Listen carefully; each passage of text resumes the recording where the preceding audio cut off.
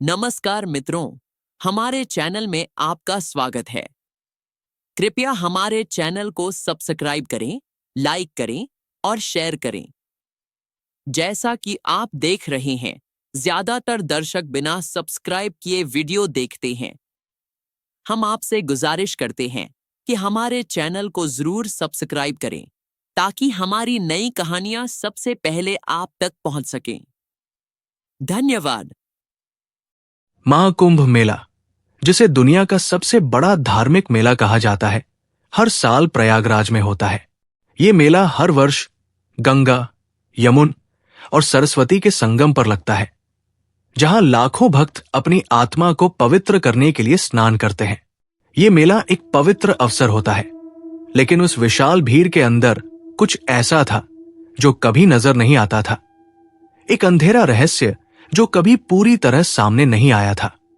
यह कहानी एक ऐसी रात की है जब सब कुछ अलग हो गया।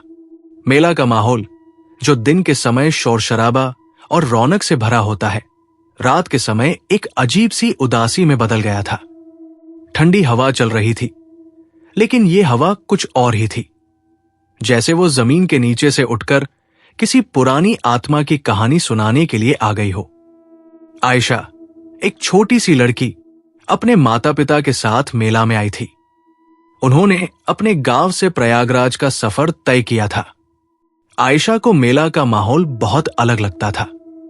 सब जगह छोटे छोटे स्टॉल, भजन और ढोलकी की आवाज सुनाई दे रही थी। लेकिन कुछ और था, जैसे कुछ पुरानी आत्माएं यहां अपनी कहानियां सुनाने के लिए इकट्ठा हो गई हो। रात के वक्त आयशा चुपके से अपने माता पिता से दूर चल गई। मेला की भीड़ में कुछ खोजने का मन था, कुछ ऐसा जो उसने कभी देखा नहीं हो। वो जैसे ही मेला के कैंप के बाहर निकली, उसने देखा कि रात का आसमान गहरा काला हो गया है।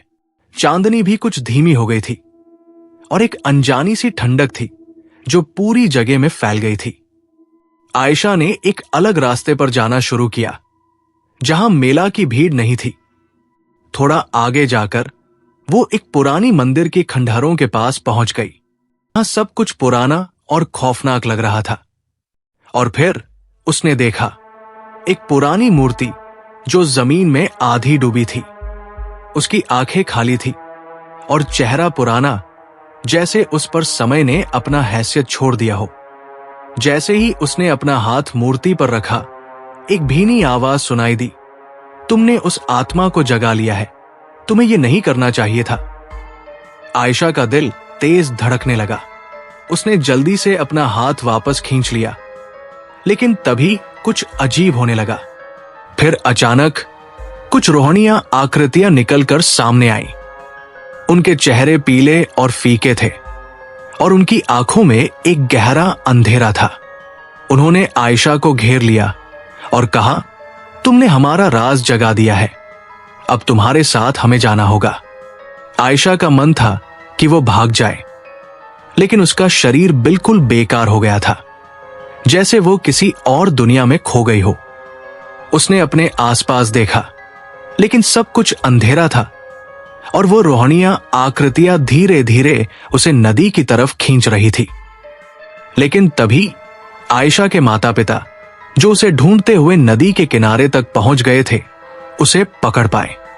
आयशा के पिता ने अपने हाथ उसकी तरफ बढ़ाए और उसे अपने साथ खींच लिया। जैसे ही उन्होंने आयशा को अपने पास लिया, वो रोहणीय आकृतियां गायब हो गई। चांदनी की रोशनी वापस आई और सब कुछ सामान्य हो गया। लेकिन आयशा का चेहरा खौफ से काला था। उसकी आंखों में घबराहट थी। उसने अपने माता पिता से कुछ नहीं कहा, बस उन्हें अपनी आंखों से दिखाया कि जो कुछ अभी उसने देखा था, उसे वो कभी नहीं भूल सकती। उसका मन कह रहा था कि जो कुछ उन्होंने देखा वो सच में हो सकता है या बस उसके दिमाग का खौफ था। अगले दिन मेला अपने पुराने रंग में था।